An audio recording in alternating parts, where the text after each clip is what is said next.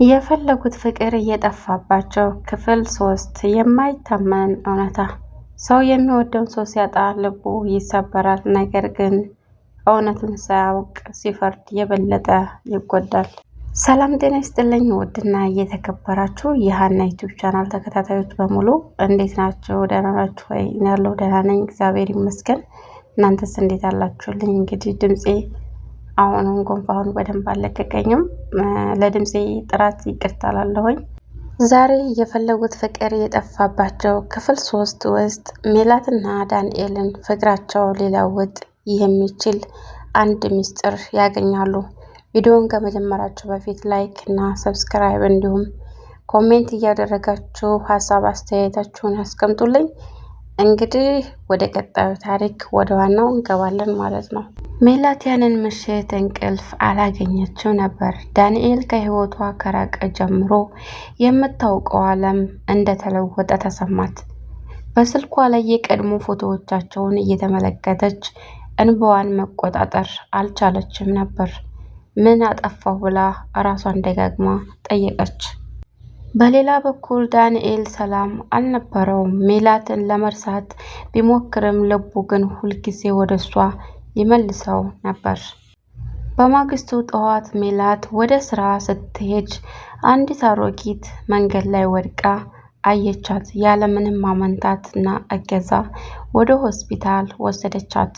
አሮጊቷ እጇን ይዛ ልጄ፣ እግዚአብሔር መልካምነትሽን ይክፈልሽ፣ የጠፋ ፍቅር የለም፣ እውነተኛ ፍቅር በትዕግስት ይታለፋል አለቻት።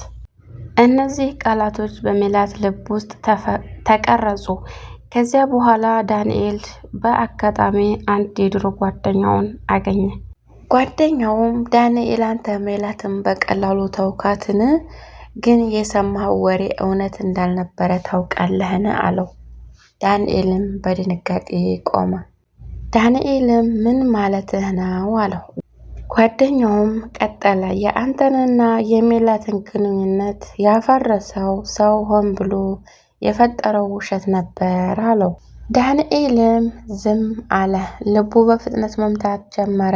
እውነት ነው ብሎ በተንቀጠቀጠ ድምፁ ጠየቀው። ጓደኛውም አዎ፣ እውነቱን የሚያሳይ ማስረጃ እጅ ላይ አለኝ አለው። ዳንኤል ማመን አቃተው። እሱ ራሱ የሚወዳትን ሰው በውሸት ተለይቶ እንደነበረ ሲያስብ ልቡ ተሰበረ። በዚያን ሰዓት ሜላትም ከስራዋ ስትወጣ መንገድ ላይ ዳንኤልን አየችው። ሁለቱም ለጥቂት ሰኮንዶች ተያዩ። ማንም አልተናገረም ነበር። ዳንኤል አንድ እርምጃ ወደ እሷ ቀረበ። ነገር ግን ከዚያም በፊት አንድ ጥቁር መኪና መጣና ሜላት ፊት ለፊት ቆመ። ከመኪናው የወረደው ሰውዬ ሜላትን በስሟ ጠራትና ሜላት፣ በፍጥነት አንቺን ማግኘት ያለብን በጣም አስፈላጊ ምክንያት አለ አላት።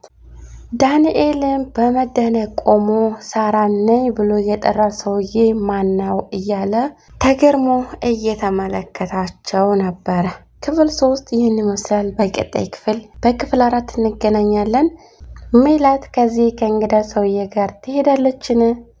ዳንኤልስ እውነቱን ሙሉ በሙሉ ያውቃልን? ይህ ያልተጠበቀ ግንኙነት ፍቅራቸውን ያድናል ወይስ ይበልጥ ያራርቃቸዋልንስ? ይህ ሙሉውን በሚቀጥለው በክፍል 4 ያለውን ይዤላችሁ እመጣለሁ። እንግዲህ እንደተለመደው ላይክ እና ሰብስክራይብ እያደረጋችሁ ሀሳብ አስተያየታችሁን በኮሜንት ላይ አስቀምጡልኝ። እንግዲህ ለዛሬ ይዤላችሁ የመጣሁት ይህን ይመስላል። ደህና ሁኑልኝ። ወዳችኋለሁ።